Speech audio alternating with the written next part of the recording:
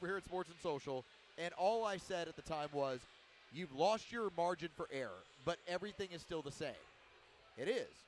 But now everyone just gets to freak out about the offense, and I think that ends up being the storyline for this upcoming week. Let me ask you something real quick, hypothetically speaking. Now, say Georgia had not lost to South Carolina, so Georgia is undefeated. Okay. They go into LSU, who's also undefeated. They lose. Because we're both assuming that if Georgia beats LSU next week, LSU still gets into the playoffs. Yes. Yeah, right? I believe so. Okay, so let me ask you this. Georgia beats South Carolina. Doesn't have that loss on their record. They lose, undefeated, going into LSU, who's also undefeated this week in the SEC title game. If Georgia loses, that's their first loss. Would they still get into the Final Four like LSU would have? Entirely possible because of this. There's a very limited amount of teams that have as many as 3 top 25 wins.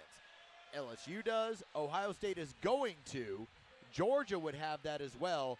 So remember, Clemson has 0 top 25 wins. Right now, Alabama has 0 top 25 wins. So when you start looking at the entirety of the resume, I think absolutely each one of them would have an argument to still get in as like a 4 seed. You look at some of the local teams. Hawks had a pretty good run last night to go to overtime. Trey Young with 49 points. Ties a career high. He basically is a one-man gang with Kevin Herter and John Collins out. Hawks just can't find shots if Jabari Parker is off, which he was, and they lose 105-104 in overtime. Now they get the Rockets tonight. I'm afraid this thing could go sideways because they expended a lot of energy. But Trey Young showing that he can put a team on his back.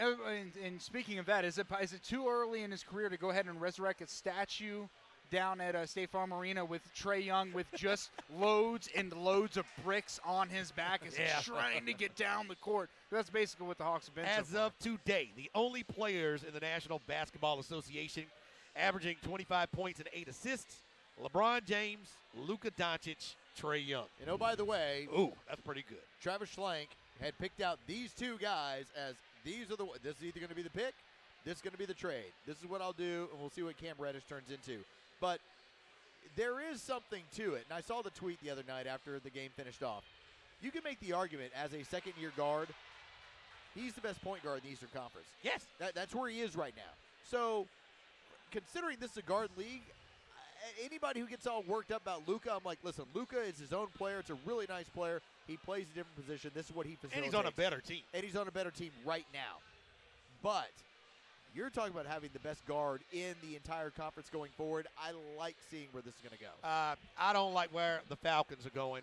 And I thought we weren't going to bring this up today. I said I wasn't going to bring it up until Tuesday when I return for the home team in Hamilton show on the Sports X with Joe Hamilton. But you're hurting. Something needs to be done. Yep. And I don't think coaching alone is going to do it. I think it's time for a blow-up. I really do.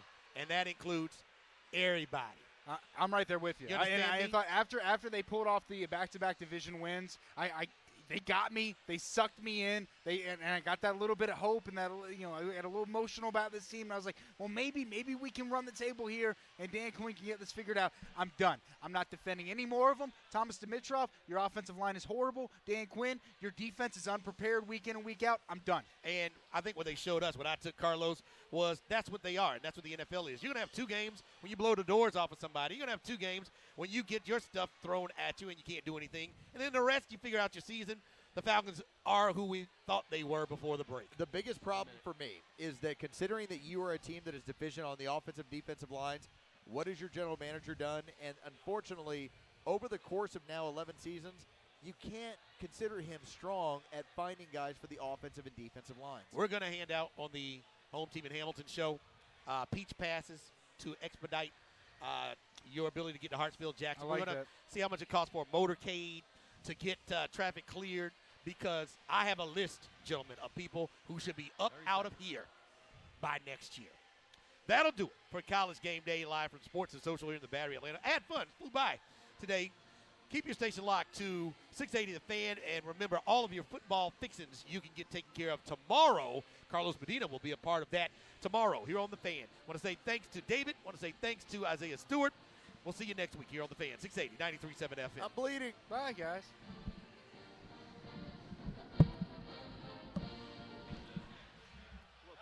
Thanks, guys, back there. All right, guys, that'll do it. Peace.